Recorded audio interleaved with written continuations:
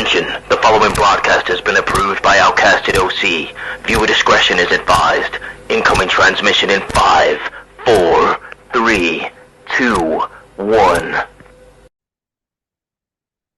What's going on, guys? Welcome back to your weekly NXT review. Absolutely amazing, fantastic, huge episode this week. I am Reese from Outcasted OC, as you know by now. Wow, guys, I don't even know where to start. Oh, wait, I do know where to start. I want to start by saying, if you like this video, like and subscribe to the channel. We are growing and growing and growing. Make sure you check out our podcast tomorrow. But today, we are looking at NXT. Oh, my God. I can't even. This week's NXT was absolutely huge, guys. We open with an NXT Women's Championship match. We have got the challenger, Kiana James, taking on the champion, Tiffany Stratton. But that is not what is important about what happened.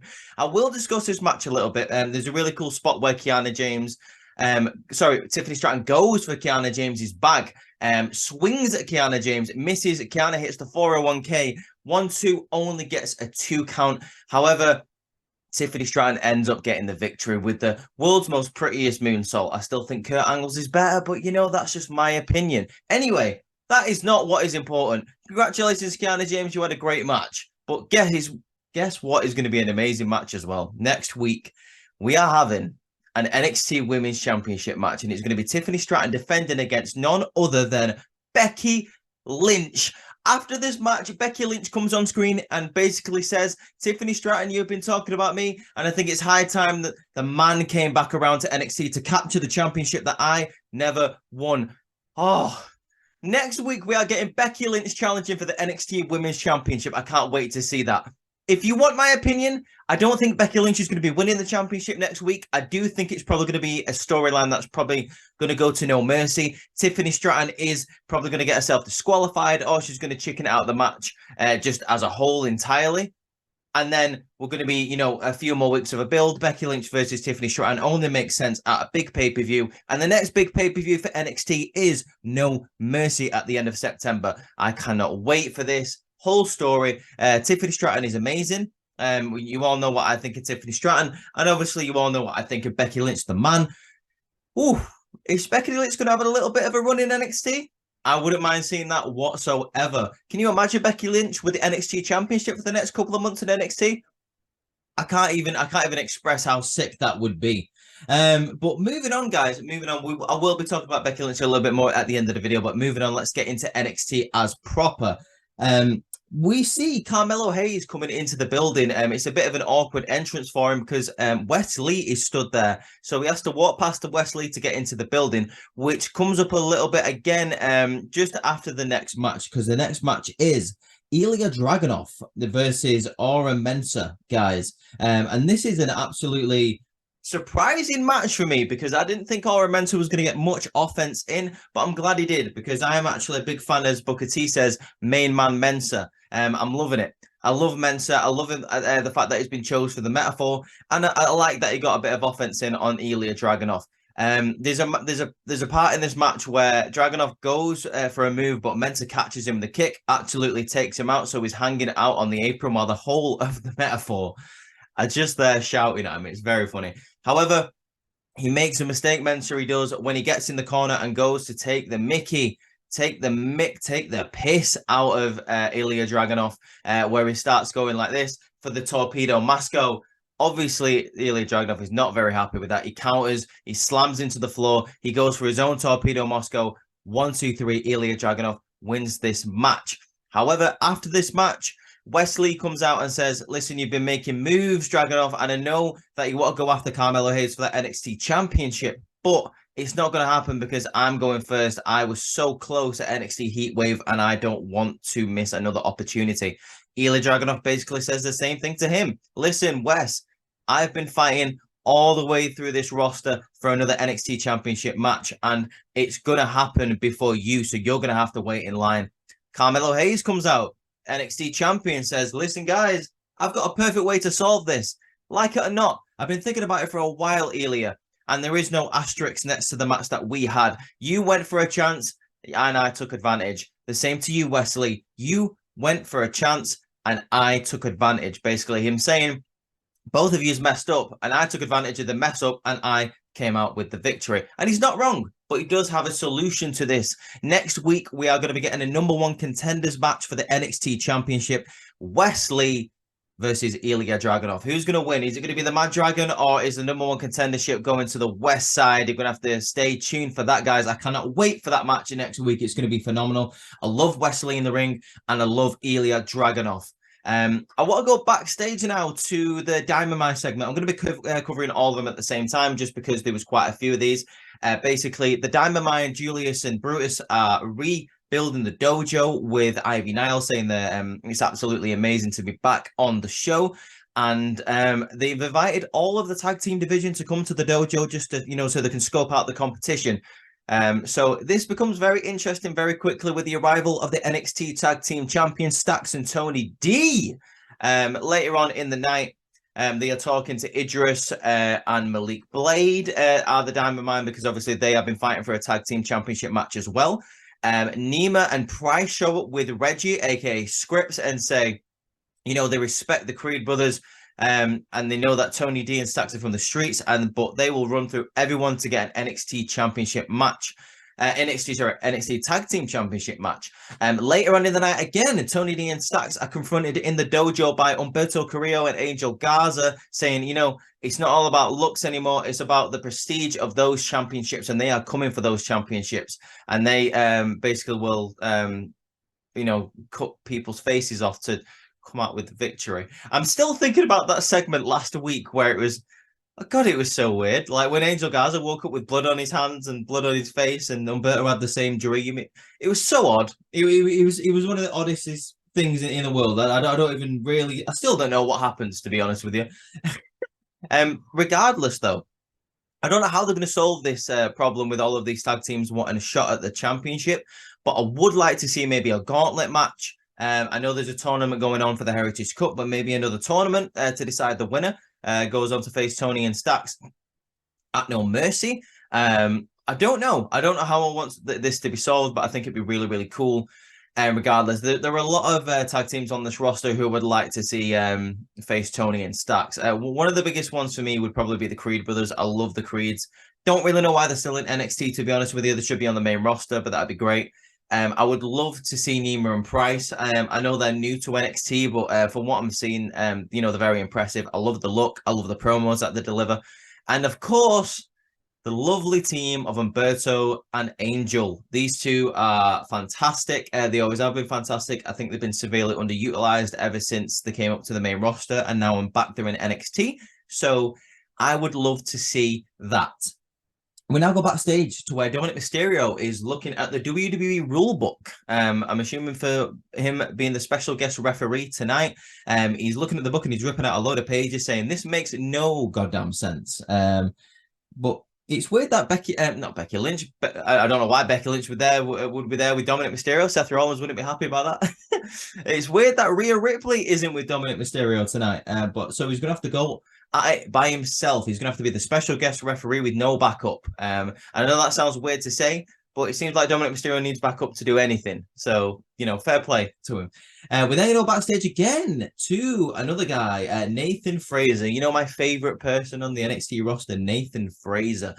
He says he can't stop thinking about the Heritage Cup and how he is at a disadvantage right now in the tournament because he hasn't won a match yet. As we know, he was defeated last week. So it is like, it's a bit of a build-up for him. His back is against the wall, basically. He needs to win this match, and that's when his music hits. We then go to the actual match, guys. Or do we? Oh, sorry, no, we don't. We go... See, this is weird what NXT does. They let people come out, like they do the entrances, and then they go backstage for a quick little powwow. We stay backstage then, should I say, where JC Jane and Thea Hale, the new best friends, are talking to each other. Gigi Dolan basically shows up to try and get, Thea Hale to stop hanging around with JC because she's a bad influence, which then JC Jane gets pissed off at Gigi for, you're just mad because I've got new friends and we're not in toxic attraction anymore. Blair Davenport shows up and says, I got to agree with Gigi Dolan. You shouldn't be hanging around anybody because this is a woman's division and not a little girl's division, and you shouldn't even be here. So all of this culminates later on tonight. I might as well talk about it now where Thea Hale is facing Gigi Dolan because Thea Hale says, well, do you know what? I am a woman, and I will show you later on tonight that I can deal with everything by myself.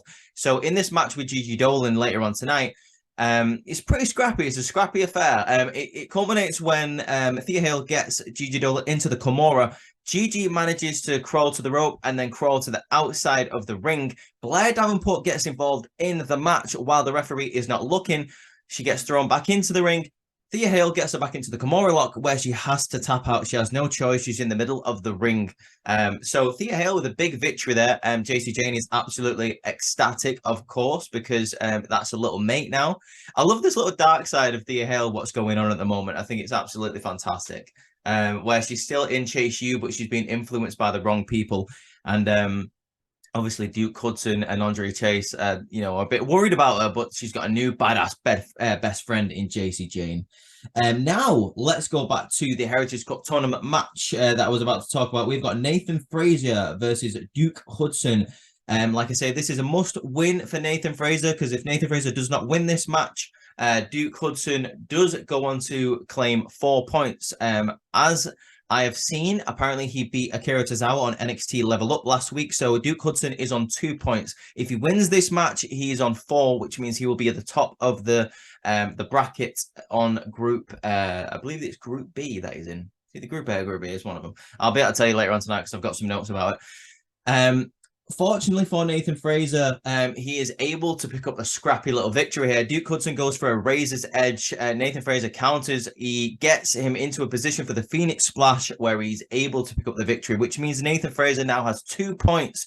And the only person in that bracket that does not have any points is, unfortunately, Akira Tozawa. So, I mean, I never really expected Akira to win, but I'd like him to get a victory. He's got like 2 more chances to get a victory, so hopefully he can get at least 2 points in this tournament. That would be a little bit nice. Like I wouldn't mind seeing that. Let's see what happens next. Oh, here we go, guys. This is I would say an interesting match, but it really wasn't. It is Dabba-Kato versus Tyler Bate. If Tyler Bate wins this match, he can move on and focus on the NXT Heritage Cup Tournament. But first he has to go through Dabba-Kato because there's just a random little feud going on with those two. I don't really know why these two are feuding. It's been happening for the past couple of weeks. Don't really know why Dabba-Kato is attacking Tyler Bate. Doesn't really affect him. Doesn't really gain him anything. But hey-ho, it happens. The only really cool thing about this match is Tyler Bate manages to get Dabba-Kato into the airplane spin, which is very, very impressive. You've seen the size of Dabba-Kato, or Commander Aziz has, you main roster guys might know him as. Managed to get him into the airplane spin. It's just absolutely amazing for the victory here. I couldn't believe he did this. I'm not going to lie to you. I'm like, this guy is absolutely huge. And I know Tyler Bate is the big, strong boy. But that is an impressive feat. Not only to get him into the airplane spin, but then he was able to go up to the top rope and hit a top rope maneuver onto Dabba-Kato. How is he not dizzy? How is he not absolutely exhausted after getting him into this position? But yeah, that Dabba-Kato, once again, not really sure why he is feuding with Tyler Bate. Well, he's not anymore, but he was. So yeah, I don't know. We now go backstage again. A lot of backstage segments here. He walks past Carmelo Hayes and it basically says, "Oh, it's hard being the champ, isn't it?"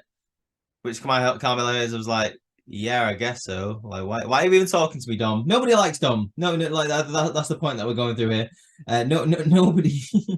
Nobody, nobody likes Dabba-Kato. Sorry, Dabba-Kato. Nobody likes Dominic Mysterio so much. I'm guessing nobody likes Dabba-Kato either. But we now stay backstage to where everyone is commenting on how much they hate Dominic Mysterio. They don't like Dominic Mysterio.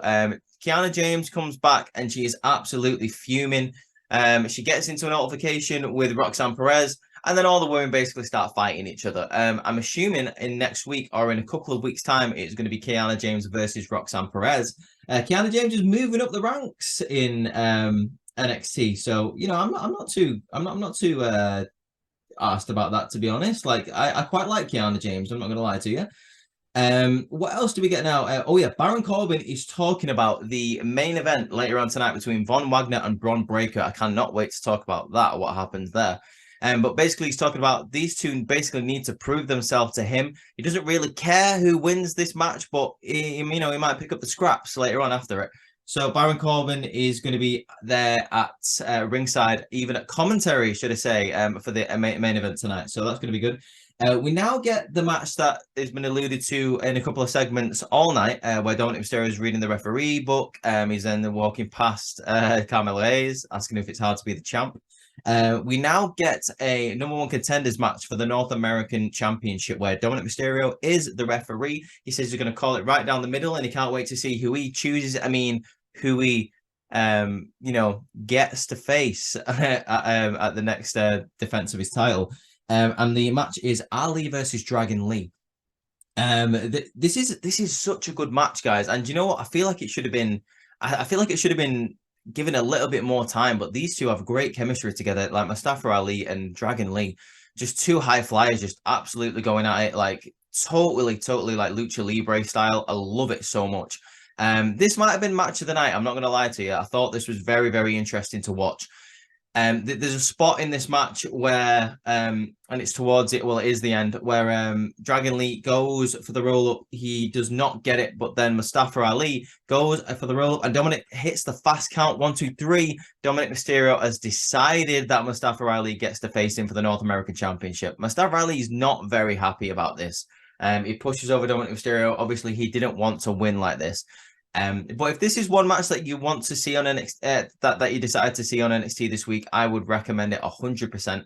If you're looking at the card and you don't know which one to watch this one. It's great. I'm not going to spoil many things in this match because it's just like I say, it should have been given a little bit more time, but I enjoyed it a lot. Like two lightweights, two high flyers just going at each other. It's great to see every now and again.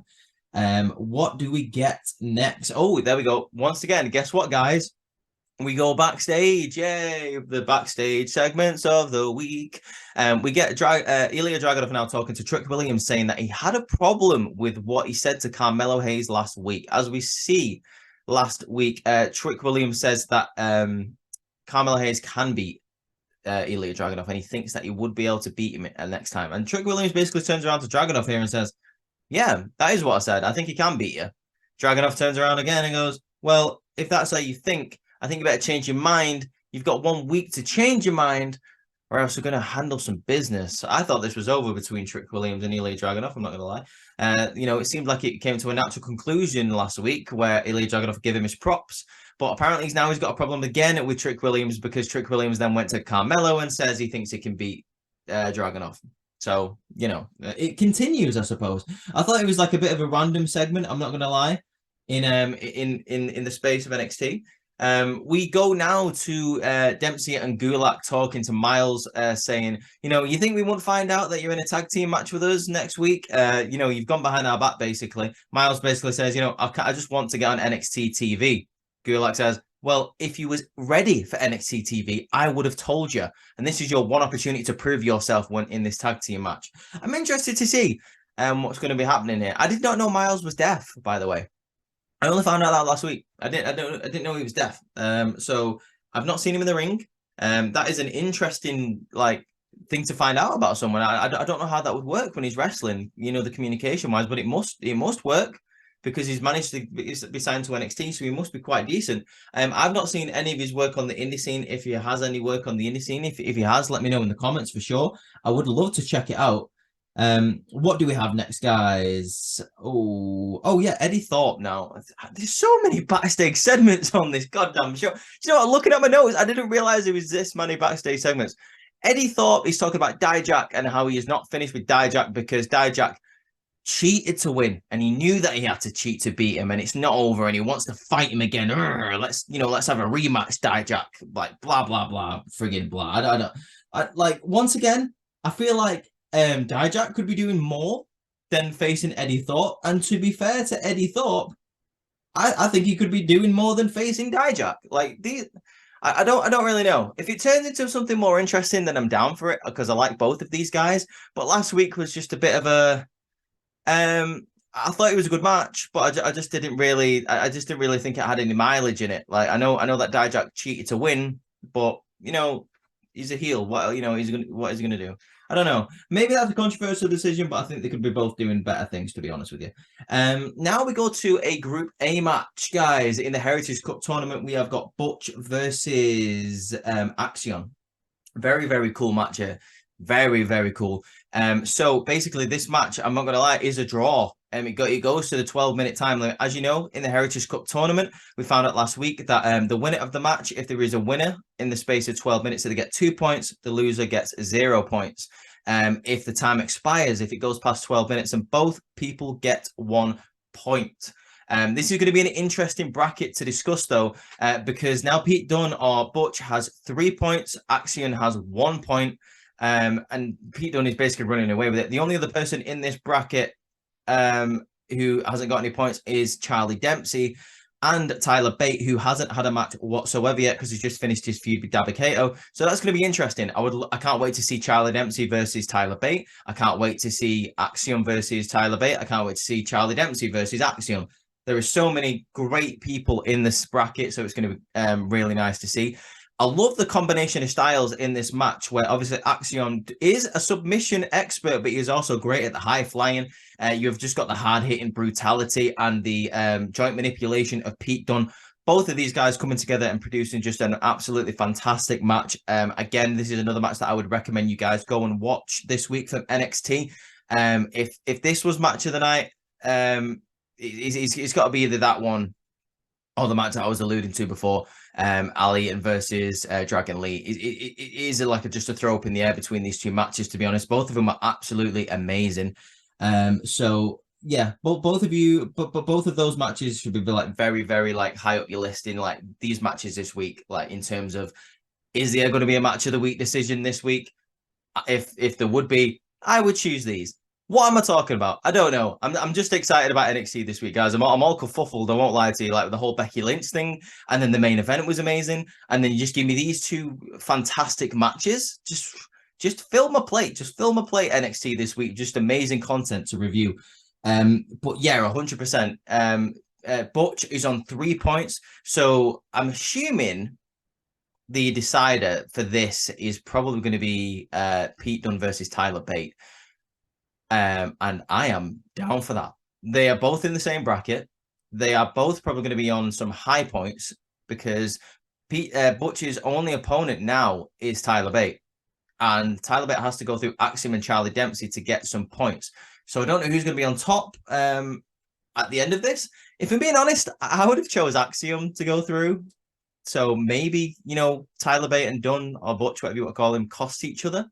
But I would really like to see Axiom go through. This bracket is fantastic. Like all of these guys could face for the Heritage Cup. I don't care. Got Dempsey there with 0 points. You got to think he's going to pick up some from either Tyler Bate or Axiom at some point. So this tournament is like wide open, guys. Still, only a couple of matches have happened, so it's still wide open. Did we go now? Now go backstage to like a weird little thing where Von Wagner is talking to himself, saying the birds are chirping. Ever since you came into my life, it's been so much better and so much more exciting, and I can't wait for tonight. And it turns out he's talking to a table. Robert Stone says, "Are you ready for Bron tonight, Von?" And he says, "Yeah, I'm ready." So there's just a moment where Von Wagner is talking to a table. Okay, whatever floats your boat, I suppose. Kalani James is been caught out by Dana Brooke when she walks in on Kalani and Lyra Valkyrie talking to each other. Dana Brooke takes this the entire wrong way and goes, I'm your friend. Basically, she's being very obsessive. Like she's worried about Kalani James like making new friends, I suppose. So this turns out to be just a setup for Dana Brooke and Lyra Valkyrie maybe next week or the week after, because we've got a stacked show next week. Lyra Valkyrie is going to wipe the floor with Dana Brooke.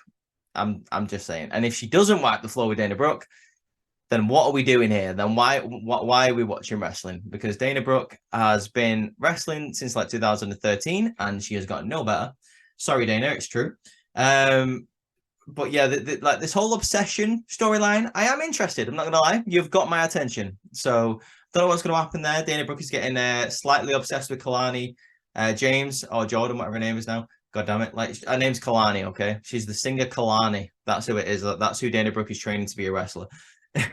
I'm liking this. Like, so she's trying to train Kalani, but at the same time, Dana Brooke is getting a bit annoyed that like Kalani, like she doesn't want her to turn out like Dana.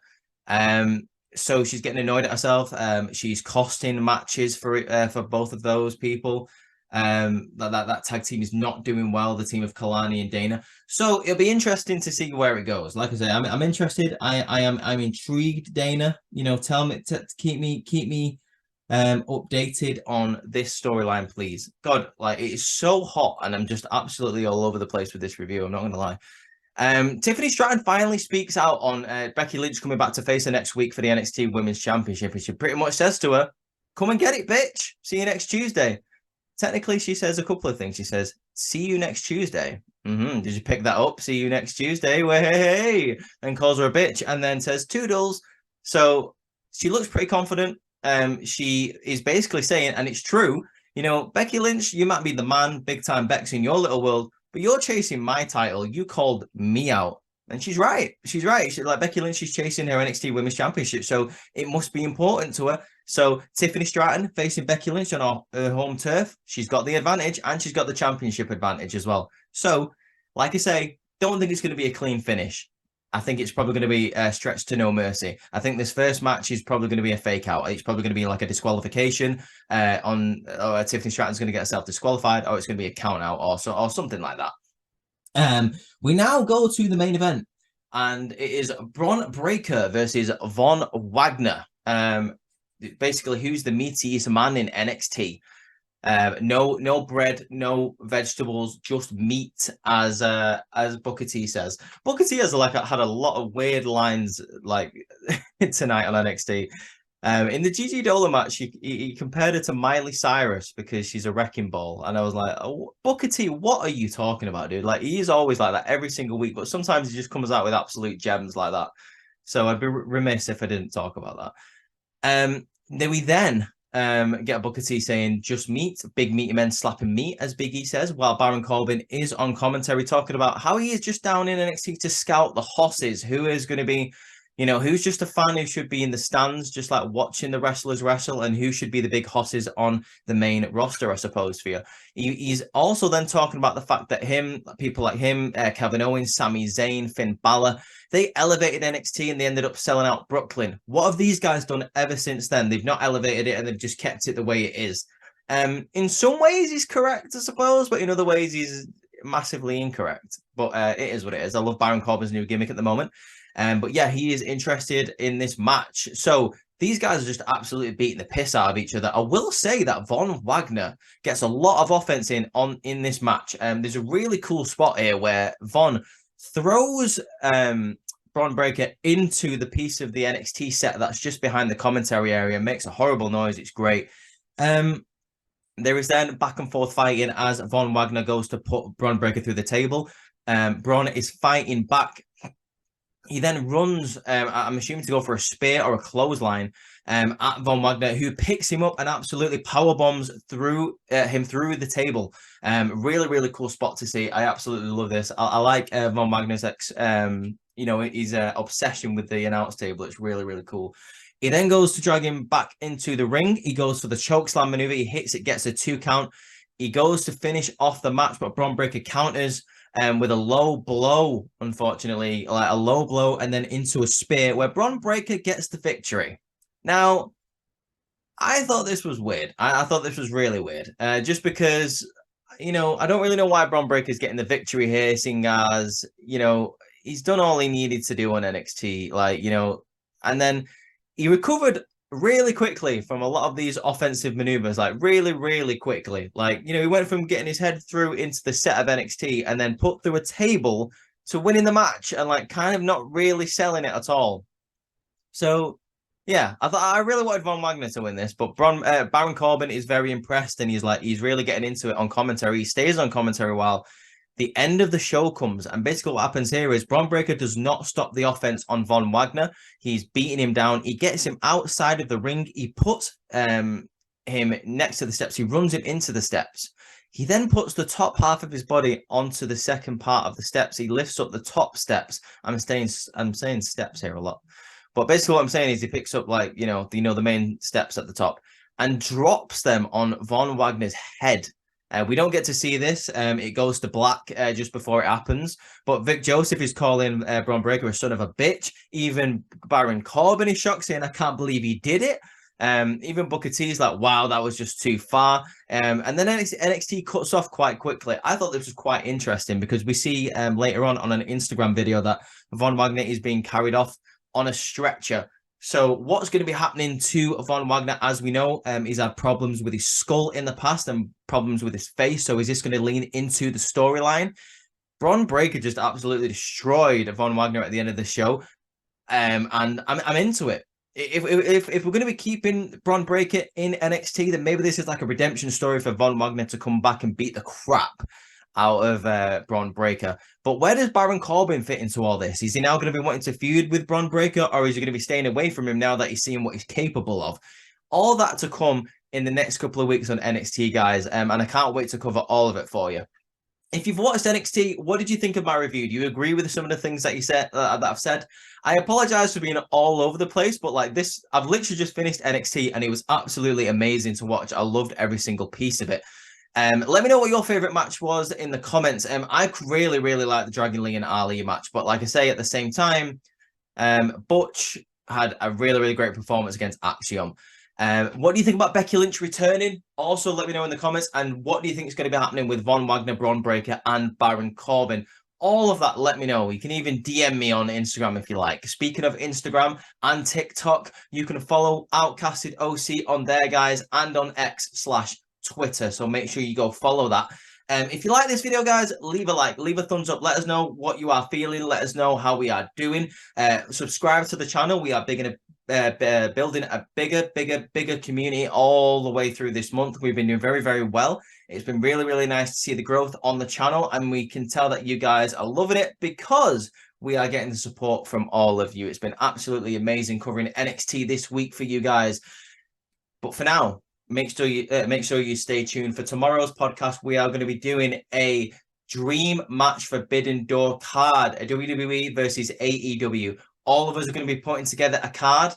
All of us are going to be showing what the card that we've produced of all 10 matches. Basically, we take someone from WWE, put them against someone from AEW. That could be a tag team match. It could be whatever. Let your imagination run. And then we're going to be taking all of them cards and building the perfect card from all of those. So stay tuned for that tomorrow. It's going to be absolutely amazing. Make sure you check out the Raw review that from Courtney yesterday. Absolutely amazing review. It's also doing very, very well on the channel. And also make sure you stay tuned for Friday's night SmackDown review on the Saturday morning. But for now, guys, I hope you have an absolutely fantastic Wednesday. See you tomorrow.